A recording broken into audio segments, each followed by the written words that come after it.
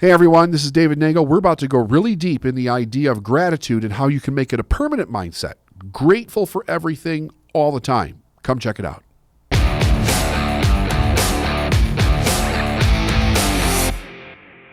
Hey everybody, David Nagel. Welcome to the Successful Mind Podcast. We're not live, but we're second best. So I want to talk about awareness today. Let's see if we can get some deep in here in like the next 30 minutes into awareness. What is awareness? Well, it's an interesting topic, and I think that there's probably a lot of answers depending on what comes up in a Google search. But I think when we're talking about psychological awareness, spiritual awareness, it's the idea that we become intellectually, emotionally aware and spiritually aware of the truth. So that presupposes that you know what the truth is. I think that bodily we can know the truth if we're not in too much resistance. But here's the thing about this. I get so many questions about how do I change? How do I change my mindset? I get questions like, David, what are your daily gratitude practices? What are your daily journaling practices? What are your daily goal practices? And what are your daily mindset practices? And here's the thing. Is like I'll just take gratitude because it's probably an easier one for people to understand and to explain. I don't have a daily gratitude practice. And here's why. 20 years ago, probably more than 20 years ago now. 20 years ago was when we started the company, basically, but more than 20 years ago, 21 years ago, I got to the point where I was studying and I realized everything that I was studying was basically saying the same thing when it came to gratitude and what happens in our life, that everything is happening for a good reason. So let's start off with the modus operandi of either God or spirit, and it's more life. That's what it is. So everything in the universe is happening for the purpose of more life. Now, when you first start studying and you read something like that, you have contradictions that just flood your consciousness. And you can find yourself having intellectual arguments with whatever it is that you're reading or who's speaking, or if you're at a lecture or you're in a seminar or something. And you're going, but my grandmother died and my son was, run over by a train and my brother was an addict and died in the gutter. Like there's all these homeless people and there's murders and there's racism and there's all these terrible things going on and COVID's destroying the world. Our mind can go down all these different rabbit holes. And the second we go down these rabbit holes, we're doing something that's very dangerous. As far as our mindset goes and getting to awareness, we're comparing. We're comparing and we're judging. So we're saying, well, what do you mean everything is for more life? What about all this, and this? And we come armed with a stack of judgments and experiences that generally we look at it like these are bad things in the world, like there's people that are suffering, there's people that are hurting. True. It's 100% true. It's 100% true. The question, though, starts to become, well, how do we change it, right? Now, here's something, like really think about this. Look at how much progress we've made as human beings. Look at technology, because it's a really good marker where you can actually look back 20, 30, 40, 50, even 100 years, and you could see how much progress we've made in technology. With all the technology that we have to understand something very important. The information, the knowledge of that technology, the way to actually create it and do it was always here. It was always here in information and potential in the universe. What we did was, as we kept unlocking technology and moving forward, we become aware of more. So as we grow, we become aware of more things. It's all here. You can't get an idea, have an intention, have a vision, set a goal for yourself, have a desire, a want, without it being here, even if we can't physically touch it. It's here in information and it's here in full potential in the universe. The question is, why is it here? It's here to be used to be able to move us forward. All life moves forward. You say, well, what about death? Great question. What about death? Death is cyclical. right? So energy, if we look at the law of energy, energy is constantly moving, and it's always moving. It's always moving with potential. It's always moving with purpose. So it is the cause and effect of itself. It is neither created nor destroyed. So what is it doing? It's consistently moving things from a life to what we know as a death back to a life again. Think of the seasons, right? We have winter, spring, summer, fall. When everything starts to die, you go back to winter. In the spring, everything comes back up again. Same energy, but now it's new leaves on the trees, right? It's new baby bunnies being born, that type of thing. Physical life goes through a cycle, but it's constantly transitioning from one form of life to another form of life. It's never absolutely just dead. It's just transferred from one thing to another. So when we understand that all life is consistently transforming from one form of life to another form of life and then back again, we begin to understand that there really isn't just a beginning and an end. That means everything is consistently moving toward life. Why? Because life is consistently moving back into life again. This is what we keep witnessing. We keep seeing. It's part of our human experience. So, as we move through time and we look at the way individuals are growing, we obviously know our history. We've had horrific history in many, many cases. We've had some beautiful history in many cases. The cause of the horrific history is lack of awareness. It's when we get focused in on the beginning and the end, the having and the have not, the I need versus I want, or I need versus I don't have. When we're looking at the judgment of pain and we're looking at the judgment of you've got something that I want and I can't have it, and how do I get it? Because you've got it, you're a bad person, and I need to make you bad because in some way by making you bad, I think I'll get what I want. Those kinds of lower thoughts keep us locked in the reality of our senses. Because what we're doing is we're taking information in through our five senses. We see, hear, smell, taste, and touch, and that becomes the reality that we're living. But if we want to move into awareness, we have to understand that there's a different reality beyond just the five senses. We have the knowledge that is ever present and existent in the universe. How do we get to that knowledge? Well, we think about not so much about what it is that we have, because in a very real way, in the moment, that's just stationary. It's just a stationary reality in the moment, even though it's not 100%. Maybe that's a bad word. Everything is constantly moving, but it's physically stationary in the moment. So as we feel desire inside of ourselves, we have an urge, we have a calling to do something different, to move, to have new experiences, to think different thoughts.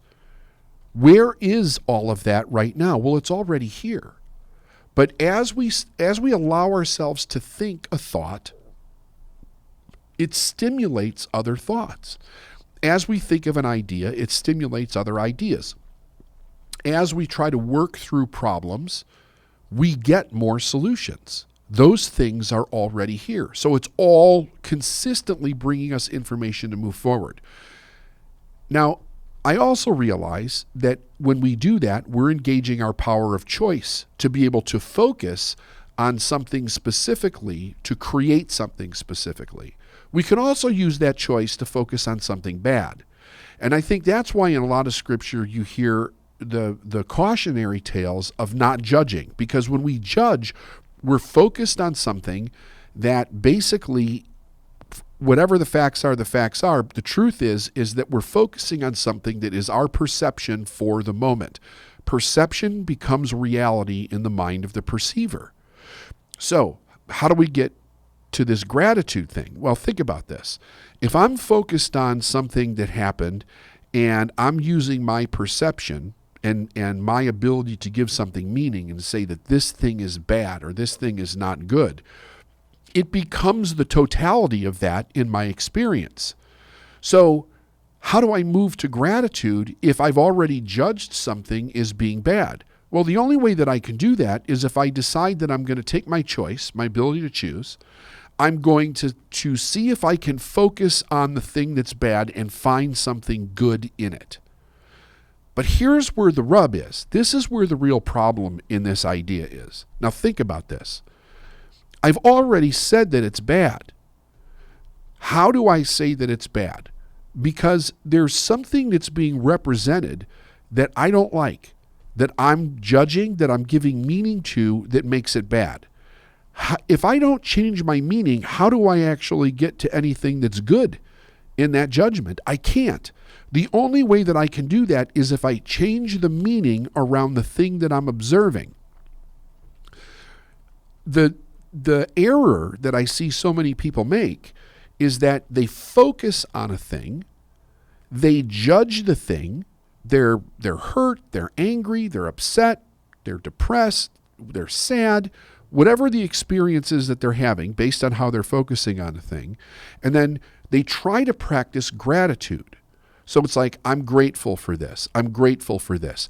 They may intellectually know because they've heard somewhere that everything is for good, so they just throw that on like slathering gravy all over bad meat or something. But the idea is that it stays the same because underneath, we're still in pain. We're still judging. We haven't changed a damn thing. So it's nothing, to just say you're grateful for something does not work. If I have a gratitude practice where every morning I write down these things in my life that I'm grateful for, well, that's wonderful. Maybe you're grateful for your family and you're grateful for your kids and you're grateful for your job and you're grateful for your little dog. But if you're pissed off at anything else, unless you change the meaning that you're interpreting with those things, you're not going to move to gratitude. So the idea is that what we really want to do is we want to understand, because this is the Successful Mind podcast, how do we actually create a successful mind? We create a successful mind by understanding the reason that we have a mind, the reason why we're here, what we're actually doing in our lifetime, understanding that our mind is a tool that we can use, but we have to give it direction, we have to give it training, we have to give it discipline, and also it needs to be open to an extent so that it can take in new information, but it has to have a directive. So what if, from a foundational perspective, we began to change the meaning that we gave to things so that we didn't have to have something like a gratitude practice, but we automatically was grateful for everything? What would that actually look like? So I've given some thought about this because I've done it, but I've never sat down and really put it into, kind of like an intelligent conversation, so to speak. The foundation of what we believe matters very, very much. And I think that there's a couple of different places that we can actually go with this. Here's one place. The victim, and so a victim is a person that believes on some sub-level that they don't have power or agency in their world. And if they don't have power or agency in their world, then other things in their perception have power and agency over them. So they're submissive or subservient to those things, which creates a major issue because whatever those things that we've assigned as having more power over us than ourselves, we're kind of stuck as far as how we can live our life based on those things. And here's the thing, even though it's not true, and I know some of the people that are be listening to this will go, well, I know that that's not true. It really doesn't matter that you know that it's not true because the people that do believe it's true, until they change the way that they believe about it, they're completely stuck. Part of the problem about changing your belief around that is that when you're in the place where you're stuck, you have a stockpile of evidence as to why it's true. So the idea is we have to come out of this perception of what life is actually about in order to actually consider a new idea that we don't think right off the bat is completely stupid. I mean, if I'm in a situation where I have a belief system and it's about something serious in life. You pick something, I won't throw anything out there. You pick something that works for you, something that's serious, where you have a pretty staunch, rigid belief system around it. Now, if somebody throws in an opposite belief, completely opposite, generally a person gets resistant or defensive around that belief. Why?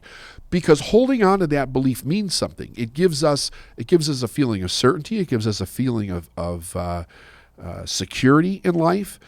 It's something that we can rely on foundationally. It gives us a sense of being grounded and solid. And we know how to approach life because that's the belief that we actually have. Well, if I come with a totally different belief, you've upset my world.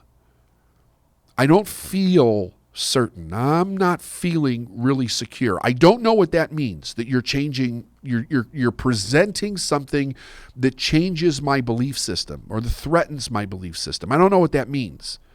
So I'm going to be defensive. I'm not going to want to accept it. I'm going to be rigid around what I have.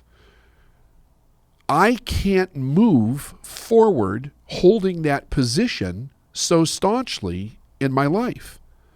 However, we have to go deeper because that is assuming that safety is the number one value in life. So this has many, many levels to it. We have certainty, we have safety, we have being grounded, we have the idea of responsibility. How do we function through our world? And within the ideology of those things, if I'm going to move through my world, I have to find rules and patterns that work within the context of those belief systems. What does it do, though? It keeps me in a box because I'm very rigid about the way the world is. I can't be open to other things. It makes it very, very difficult. You see this both, and if you take this into the political context, you see this both on the far right and you see this on the far left. You can tell, if you're an aware person, you can watch these individuals and you can see really what's at the root of their argument is fear. It's fear and not a feeling of certainty and a real digging down into their position of why they have such a need to be right about whatever it is that they're arguing about. But here's the deal. Whenever we get into those kinds of arguments with that much heated passion involved, where we're really holding our position, not only are we not open to what somebody else is saying, but the foundation of the position is flawed to begin with. Why would I say that? Because it's not about more life. It's about self-preservation. It's about what's in this for me at the moment. It's about preserving what I have in the moment. Right now, as I record this, we have a lot going on with race and racism in our country, all over the world, actually.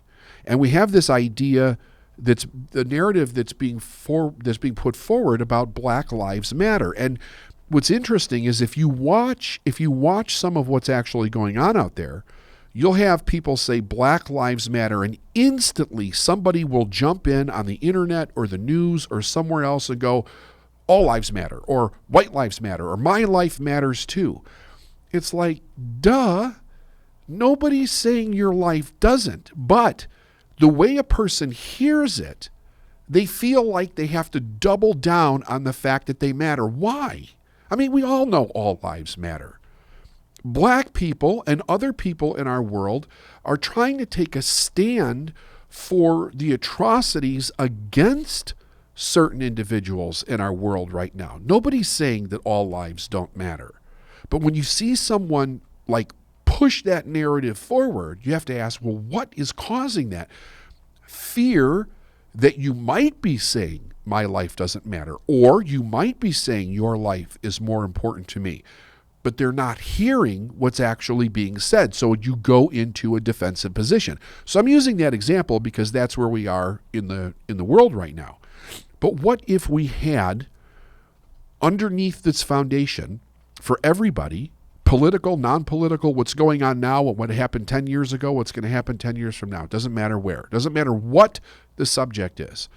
What if we had a foundation that was underneath of everything, that everything is for more life, where we made decisions based on the idea of more life? In other words, if it wasn't for more life, then it would not be something that we choose in our life. So what would be the problem with that? The problem would be that you would have people that don't care about more life. They just want more now, or more whatever they believe in. And they would want to push that narrative and argue the idea of more life. Because obviously we have to have rules. We have to have some kind of structure to move things through. And I say that because people would automatically think there would be no structure, but that would actually be the opposite. There would be tremendous structure, but it would be structure that would allow everything to grow to the idea of acceptance. And it would eliminate virtually all the social problems that we actually have in the world. Why would that be? Because the judgment would stop. If we don't realize that the problems that we're having is because of judgment in our life, negative judgment, so to speak, we don't understand the problem. So if we come back to the idea of gratitude, what does that allow for us to happen in the world? What does it allow for a person to do to be able to change their mindset? Instead of being rigid on an idea where you're judging it as being bad, you're judging. This is even for judging for good, because we can get rigid in that also. And I'm not saying that something doesn't show up in your life that needs to be changed. Well, what do we call it if it doesn't need to be changed? The word that we currently use is bad or not good or not working, something like that. That's fine. But if we internalize it perpetually as pain, we don't move, we don't transition through it. So let's think. If everything is for more life, then we could be grateful for everything. What would change if we were actually grateful for everything? What would change? Being grateful for everything, just like Black Lives Matter, does not mean that something bad didn't happen. Something that didn't feel good didn't happen. It acknowledges that it happens, but it's acknowledging something that I think is far more powerful. Far more powerful. It acknowledges the solution. It acknowledges the truth in something so that different sides don't have to get defensive around their position. You know, if we look at somebody in our life, you take anybody in your life, somebody who passed away, a person that you loved about, you cared about, maybe they were important in your life, and they passed away. You see people have different reactions to this all through history. Some people celebrate life. They love the person. They're able to let them go. They have great, fantastic memories. The person wasn't perfect. Not everything about their relationship was perfect, but they really focus on what was great and more life to their thoughts, to their experience, and even to the past around this. And they're able to move forward. Other people don't.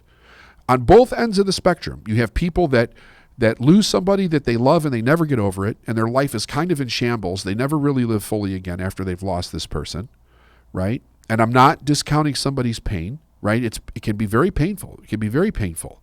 But it doesn't mean that we can't move through it. It doesn't mean that we can't be grateful for it either. The other thing is that you have people that hate. People that get in there and they just hate somebody to death. The person dies and they continue going on hating forever. They never let go. So the judgment on both sides keep a person locked in to that narrative. Where's the gratitude? They can't get to the gratitude because they've given it a meaning that doesn't work. if I change it and give it a meaning of more life, it causes me to change my focus on something that's entirely different. And what would be entirely different? Whatever would add to your life. Whatever would add to your life. Think about it like this. You plant a garden in your backyard. Most people are familiar with a garden to some degree. We plant fruits, we plant vegetables, maybe we put some spices in there. And as we're tending to our garden, we get some weeds that pop up. A little dandelion seed gets in there, and before you know it, we got 4 or 5 dandelions, whatever. What do? We go out there, we pull up the weeds. What do we do with the weeds? We throw the weeds out. Do we think about those weeds? Do we have a need to talk about those weeds? Do we create stories about those weeds? No, they weren't serving us. We get rid of them, right? Some people eat them. Dandelion salad's actually pretty good. So there you go. Make good out of bad. Lemons out of lemonade. But the idea is this. When we get rid of something that no longer serves us, we don't think about it anymore. We get rid of it. We dispose of it.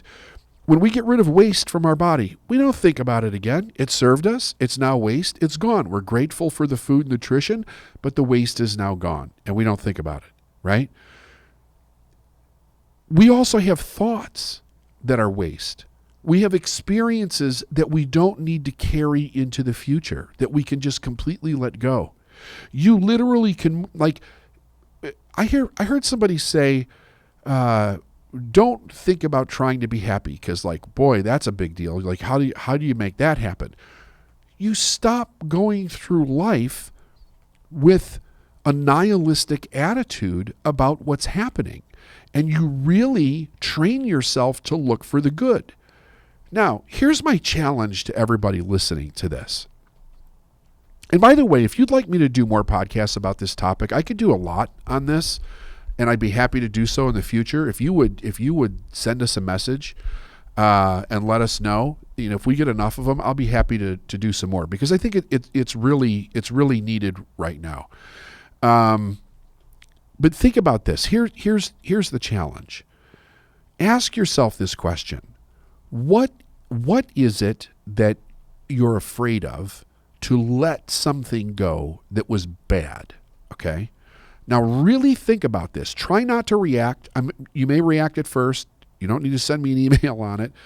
Just sit with it and ask yourself, what is this about, right? Because here's the deal. There's people have had horrific experiences in life. I'm not discounting that at all. Horrific, the most horrific. Even take the most horrific. We can remember it so that we can change things so it doesn't happen again. But why do we need to hold on to the energy for it, right? Even if we change it, that's a more life idea. That's a more life ideology. Hey, we did something out of ignorance. Listen, folks, racism is ignorance. Complete. It's ignorance, right? Why do I say it's ignorance? Because if a person really knew what they were doing, they wouldn't do it. Even a person who's consciously hating another person because of their sex or their color or their gender or whatever, that is not an aware person. That is a person who is afraid. That is a person who is scared of losing something in their own life. That is a person who is in pain. That is not more life. Think about things that you would have a hard time letting go of ideologically, emotionally, to allow yourself to step into the idea of more life, where you could be grateful, where you could understand why you're being grateful, so that it's not fake, it's not forced, and you literally develop a grateful mindset about everything. Because gratitude, what is gratitude? One of the greatest gifts of gratitude is that it allows you to get out of the problem quick and move into the solution. When you're judging, you get stuck in the problem. You get buried in the problem. People get buried in problems for weeks, months, years, lifetimes. When you're grateful, you can see what you don't like about something. You can be like, I don't want that. I don't need that. Or here's a problem. Let's fix that. What's the more life idea? What's the more life option? In other words, how do we move things forward instead of moving them back or getting stuck in the middle? That's the whole idea. When you become aware that that's all there is in life is more life, and you accept that, you no longer have to have a practice of it. You don't need to do something to practice it every day, because you literally change how you view the world. And this is only on the topic of awareness and gratitude.